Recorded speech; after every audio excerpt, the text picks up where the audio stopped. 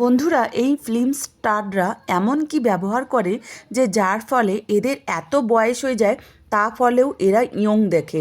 Young দেখার জন্য এরা কিন্তু অনেক দামি দামি প্রোডাক্ট ব্যবহার করে না। এরা ন্যাচারাল কিছু কিছু রেমেডি ব্যবহার করে, যার ফলে এদের দেখতে পাচ্ছেন না কোনো মেছোদা আছে, না কোনো পিম্পলস আছে, না কোনো বয়সের ছাপ আছে। এরা 40-50 হয়ে যাচ্ছে, তাও মনে হচ্ছে 18 বছরের যুবতী। এমন কি ব্যবহার করে যেটা তারা কিন্তু আমাদের সাথে এই সিক্রেটটা শেয়ার করেছে। অনেকে জানে না, অনেকে জানে। কাটরিনা থেকে শুরু করে, দীপিকা পাদুকোণ থেকে শুরু করে, তামান্না থেকে শুরু করে, আলিয়া ভাট থেকে শুরু করে, তারা সবাই একটাই ট্রিটমেন্ট আমাদের সাথে শেয়ার করেছে। আজকে আপনাদের সাথে সেটা শেয়ার করব।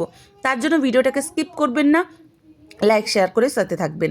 বন্ধুরা, আমরা এখানে নেব প্রথমে শশা। হ্যাঁ বন্ধুরা, শশা আপনাদের কাছে যদি অনেকেই আছে পাকা শশা পেকে গেলে বা তেতো হয়ে গেলে বা শশা বুড়ো দানা দানা হয়ে গেলে ফেলে দেয়, ওটাকে একদমই ফেলবেন না।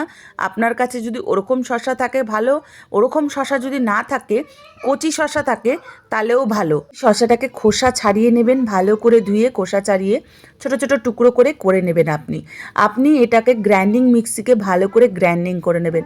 বন্ধুরা, কোথা থেকে কমেন্ট করছেন, কোথা থেকে দেখছেন ভিডিও, আমাদের একটা গঠনের মতো কমেন্ট করতে ভুলবেন না। আপনাদের কমেন্ট পড়তে আমার খুবই ভালো লাগে। আর চ্যানেলটাকে নতুনদের কাছে শেয়ার করতে ভুলবেন না।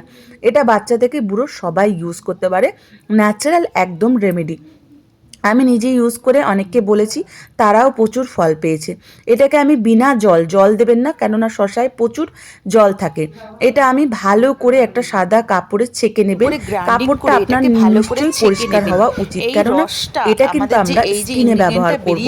কেন স্কিনে ব্যবহার করব?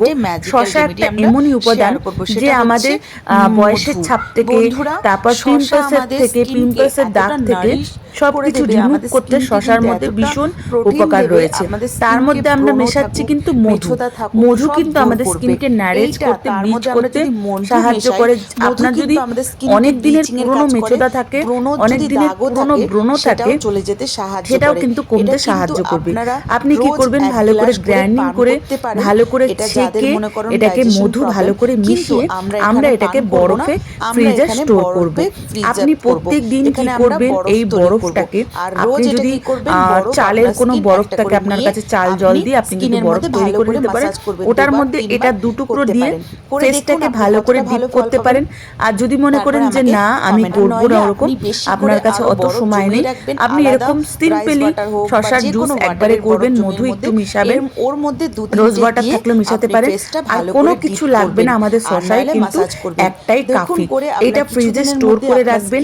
ফ্রিজে স্টোর করে রাখার পর আপনি কিন্তু যেরকম বললাম, চালের জলের মধ্যে দুটো দিয়েও করতে পারেন, মুখটাকে ডিপ করে রাখতে পারেন, তাহলে আরও ম্যাজিক্যাল আপনি মনে করেন একটা পাওয়ার পাবেন। আর যদি আপনার কাছে অত সময় না থাকে, এই একটা বরফ আপনি কিন্তু মুখের মধ্যে ঘষবেন, কিন্তু ডাইরেক্ট বরফ ঘষবেন না, কোনো তোয়াল বা কোনো রুমালের মধ্যে নিয়ে বরফটাকে ঘষতে পারেন। কিছুদিনের মধ্যে আপনার পিম্পল সমস্যা, মেছোদা সমস্যা, আপনার বয়সের ছাপ, আপনার ওপেন পোস হয়ে গেছে সেই সমস্যাও দূর হবে। ত্বককে জওয়ান করে তুলবে, ইয়ং করে তুলবে, সৌন্দর্য একটা জেল্লামায় করে তুলবে। কার না চাই না সুন্দর চেহারা, জেল্লা চেহারা?